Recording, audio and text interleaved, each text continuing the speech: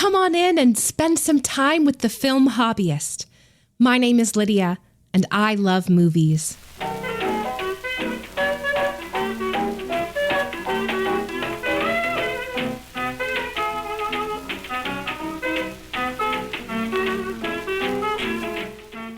We're sitting here in my attic room. Outside, the weather has turned cold, that bitter, bone-deep cold when the chill seems to seep through your clothes. Because the attic isn't very well insulated, we're not exactly out of the cold up here. But you have access to the granny square blanket if you need it. And in your hands is a mug of tea, just as much to warm you up as to give you a beverage to enjoy. Today we're going to be talking about a documentary, a first for us. Documentaries can be quite artful and important, but because they're not exactly as profitable as narrative filmmaking, they're often less available than other films, less likely to receive a theatrical release or one on physical media. The film we're talking about today got a small theatrical release in a couple of theaters before heading to HBO Max. It's the most expensive streaming service out there, and not everybody shells out for that sort of thing. But even though I know you probably haven't seen this film, and probably won't have access to it, I'd like to talk about it anyway. It impacted me quite a bit, more than I was expecting to. And that film is My Mom Jayne, directed by Mariska Hargitay, released early this summer. The titular Jayne is none other than Jayne Mansfield, a 1950s Hollywood star, a blonde bombshell who was once known as the most photographed woman in America. If you haven't seen any of her films, the best way to describe her is a sort of knockoff Marilyn Monroe, known for her blonde hair, her big boobs, and her girlish voice. And I mean that about being a knockoff. She went up for a lot of the same roles and was often sought out if Marilyn passed on a movie. Her big breakout performance was on Broadway in a play called Will Success Spoil Rock Hunter, in which she played a Marilyn Monroe-type Hollywood star. Mansfield also reprised the role on film. And when Monroe's life got more complicated, Mansfield got more work, though she never had quite the same success or reputation as Marilyn. If you aren't familiar with Mansfield through her acting work, you're probably familiar with her other legacy, the Mansfield Bar, that metal bar that hangs down on the back of semi-trucks, meant to keep cars from sliding under the wheels in the event of a rear-end collision. Because that's how Jayne Mansfield died. It's a grisly story, the sort you'll hear repeated, almost as an urban legend, many of the details exaggerated. But it's part of how she's remembered too. Not just a blonde bombshell, but a dead blonde bombshell. Mariska Hargitay was her youngest daughter. If that's not a name you recognize, that might be because it's not how you would pronounce it if you saw it written down. You might be more inclined to assume it was Mariska Hargitay or Mariska Hargitay. And if that sounds more familiar, it's because she's been the star of Law & Order SVU for 27 seasons. Law & Order is a television institution. I once watched an interview where a famous actor jokingly referred to it as acting school for how valuable it is for up-and-coming actors. Every couple of months, YouTube's algorithm recommends clips of some current star's early work, whether Timothée Chalamet or Elle Fanning or Pedro Pascal. SVU carries on that tradition of television comfort food. I've only watched a couple of episodes, and that was only because I turned on a hotel TV during a high school trip just to see what was on. But it's the kind of show that thrives on being on hotel TV. Something to watch when you're in between things. And for the last 27 years, Mariska Hargitay has been the face of that comfort food TV institution. But inevitably, if you want trivia about who she is, her life and career, the first fact you learn about her is that she's Jayne Mansfield's daughter. The second is that she was in the car when her mom died. How do you reckon with that as a person?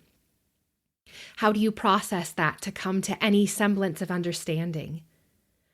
And how do you present that reality to other people?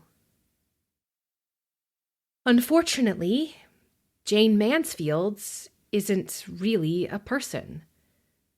She's an image, a thing.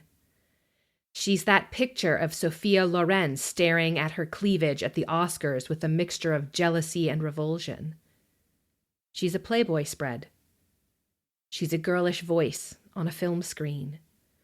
Or she's the horrified whisper of a decapitated head sitting on the hood of a car, a character in a true crime screed. And the sad reality is she's not just those things to the public, she's those things to her youngest daughter. Mariska's memories of her mother are non-existent. But there are all those talk show clips and films to watch and magazines to read. And these artifacts painted her mother as a hyper-feminine product to sell. That, of course, was all kind of on purpose. The Hollywood studio system of the 1920s to the 1950s was built by producers to sell things. At the time, movies weren't looked on as art, but as entertainment products, like a roller coaster or a carnival ride. And it's not by coincidence that one of Hollywood's names in its golden era was the Dream Factory. Not the Dream Workshop, but the Dream Factory, mass-producing entertainment fantasies. A big part of mass production is consistent output. You want to guarantee that, as much as possible, each product looks the same, so customers can get what they're expecting and be satisfied in that purchase. The best way to sell a picture is to have understandable ideas, which means understandable actors. Today, an actor's greatest attribute is their versatility. We want to see new layers to an actor and their performances. An actor who does too many of the same roles is someone we complain about. But in the golden age of Hollywood, an actor was a brand, and it meant you knew what kind of story you were about to watch. Starring Errol Flynn meant you were about to watch a romantic adventure. Starring Mae West meant you were in for a bawdy crime story with some humor and some intrigue. Jayne Mansfield was a very intelligent, skilled young actress. But she struggled to book work. It took her years to break into Hollywood. She dyed her hair blonde for an audition for the 7-Year Itch, which went to Marilyn, and shortly after did a spread for Playboy. Between the two, she had a way she could sell herself, a blonde bombshell. And that was very effective. She had a type. She could slot into the factory of films and be celebrated. That wasn't as good as it sounded. Mansfield viewed the blonde bombshell image as a way to get the foot in the door until she could reinvent herself as a bona fide actress. She thought, especially after her role in The Wayward Bus, for which she won a Golden Globe, that she could easily make the pivot. But the Hollywood star image, the thing that was Jayne Mansfield, could not be redefined, could not be conquered. And as the Hollywood system shut down, she couldn't even rely on the blonde bombshell type to get work anymore. The definition of the bombshell changed drastically in the 1960s, and the child-voiced, tan, big-breasted Jayne Mansfield was not it. So she remained stuck in this reduced personhood role until she became a different kind of thing, an urban legend. I have complicated feelings for true crime. It existed for decades in print before radio became podcasts, but now that it's a genre connected most strongly with audio, it really is our current form of oral storytelling. It's fact reporting and gossip and cautionary tales all rolled into one, an ancient tradition that we almost crave. And it taking hold among women especially makes sense. It's our oral legendarium, the stories we tell each other to keep each other safe. Tales meant to enforce why you should be careful about the nice guy who tries to isolate you from your friends, or why you should look in your back seat before driving away in your car. But these stories we tell get warped in the telling, and the victims of crime and accident stop being people and start being dark fairy tale characters. The victims of serial killers as real to us as Bluebeard's wives. A misunderstood police photo of one of Jayne Mansfield's wigs thrown from her crashed car becomes remembered as her head, when that isn't how she died. And she becomes a horror story wrapped in reality, like your friend's cousin who claimed they saw an actual ghost. Again, she ceases to be a person. Mariska Hargitay does not remember the car accident. She was 3. But she was there. It was a real thing that happened to her. And how odd must it be to hear it repeated as a ghost story around a campfire, a deeply sad event that changed your family forever. There is a version of this documentary that could have been this kind of thing, a true crime hunt. Or it could have been a deep dive into the Hollywood myth of Bombshell Jayne. Or it could have been this other weird depersonalizing thing. Stars are just like us.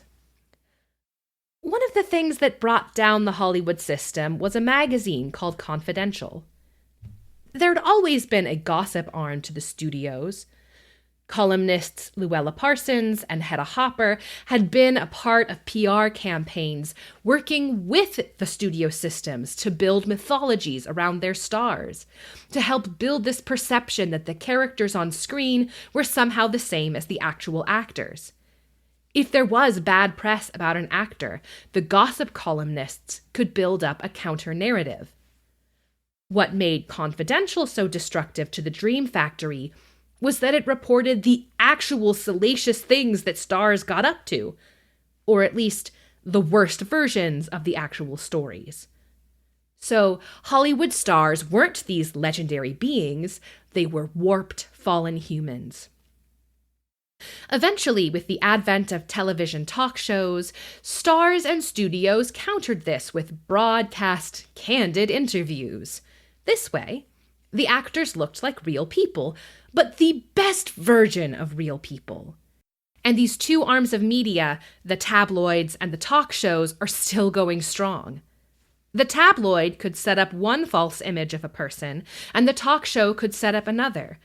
And a biological documentary could set itself on one side or the other. It could be a tell-all kind of salacious deep dive, digging into all the dirty details. Or it could be a glossy portrait of someone covering their biggest flaws with excuses, where a person becomes an innocuous figure. The miracle of this film, what makes it stand out, why it's worth talking about, is that it is none of these things. All of these layers of dehumanization, these methods of flattening a person, this documentary not only avoids, but undoes. This is a film that humanizes Jayne Mansfield, or rather, rehumanizes her. She's not a Hollywood star, or an urban legend, or a dirty little sinner, or a hallowed mother gone too soon. She's a person. So how does Hargitay accomplish this rehumanization? First, the film begins by contrasting Jayne Mansfield, the star persona, with Jayne the person. The opening montage shows Hollywood glamour footage of Jayne Mansfield walking through her grand mansion with current footage of Mariska walking through the demolished lot that she once called home. Then we are introduced to Mariska and her family via a talk show clip, where Mansfield brought on her 4 youngest kids, including 2 or 3-year-old Mariska, then called Maria. This clip really makes it clear how artificial that world is, so different from the actual Mariska in the current day. Next, we move into the interview subjects that make up the bulk of the film, Hargitay's 3 older siblings. In a documentary, you can introduce your talking heads in 2 ways. Either they appear on the set in their chair like they only exist in one spot for all eternity, or you can set up some kind of introduction. Like, the host of the documentary will walk up to their house and knock on the door, and the subject will welcome them in. The first is obviously artificial, but so is the second. It seems more news-like, but it's also been set up. That person already knows you're coming, and has picked out clothes, and has gotten makeup on, and the host has probably said hi to them earlier. Hargitay chooses to do something unique. She first shows us the spaces without the interview subjects, and then we see the setup for the interviews. We see her brother Zoltan making comments about the film slate looking nice. We watch her sister Jayne Marie get makeup on. Hargitay strips away the artifice by reminding us that these talking head interviews aren't just one person talking to a camera, but one person talking to a room full of 10 to 20 people. And that makes them feel like real humans, not just objects on film. We are suddenly aware that a documentary is an artificial construct. And for her opening question, Hargitay and her editor J.D. Marlowe make a very smart choice.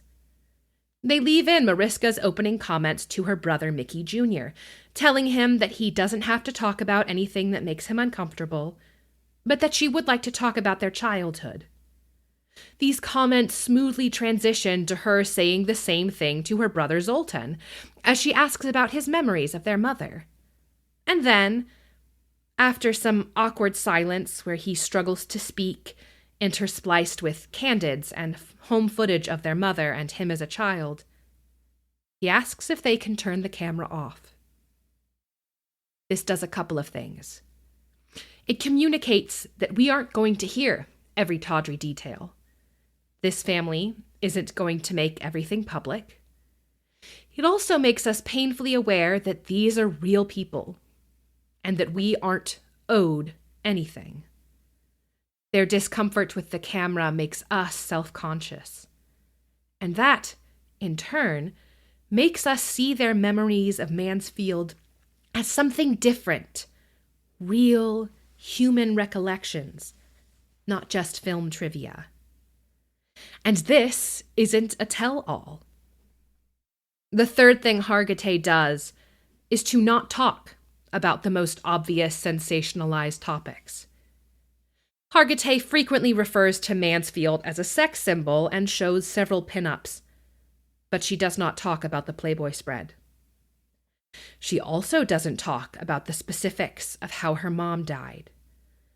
There are no photos of her body or specifics of her injuries. She's given the dignity to brush away these most dehumanizing lenses. Instead, the accident is talked about from her brother's perspectives, their very real final memories of their mother, devastating, awkwardly human pain. Zoltan just wishing his mom would stay with him in the back seat, the realest little boy thought, magnified by a terrible tragedy. This film honors his pain, rather than autopsying their mother. But it also doesn't stay away from Hargitay's mother's foolish choices or struggles.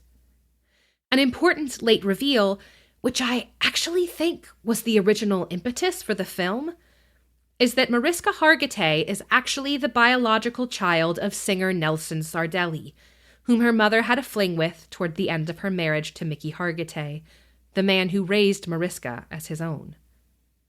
Mariska has known this for over 30 years and has kept it completely secret. This film is her attempt to reclaim her life narrative. but it also wrestles with her frustrations at her mother for making the choices that led to this secret, for her biological father for removing himself from the picture entirely, leaving Mariska with complicated identity issues. Jayne's choices led to a lot of pain in her family: physical, emotional, psychological. And that is the real heart of this piece, processing that pain in a way that challenged me to be careful how I look at Hollywood stars and be cautious in how I think and talk about them. Around the time of this film's release, an actress named Sydney Sweeney received a lot of controversy over an ad for American Eagle. Sweeney is blonde with big boobs.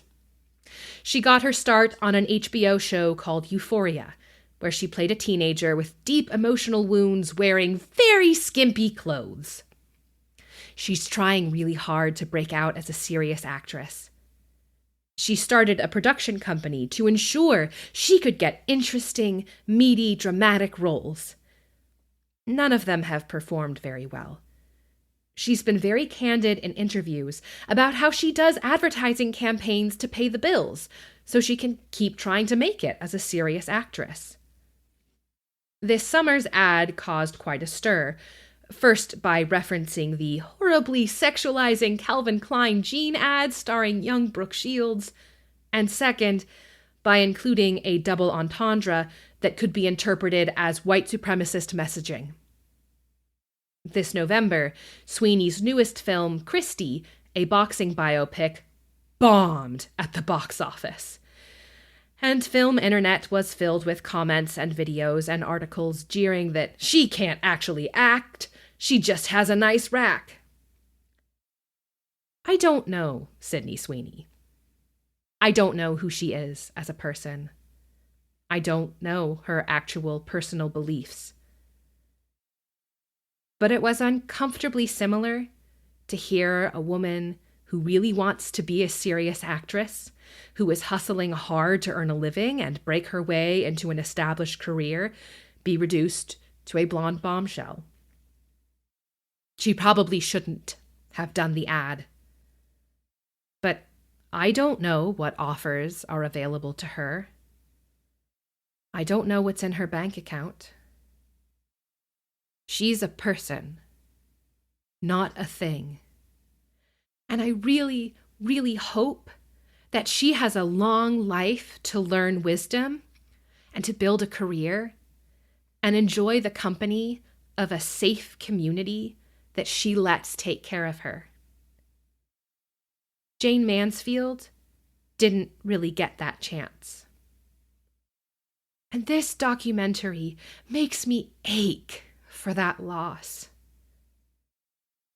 May we all see the full dignity and value of every human we encounter, in person or on screen.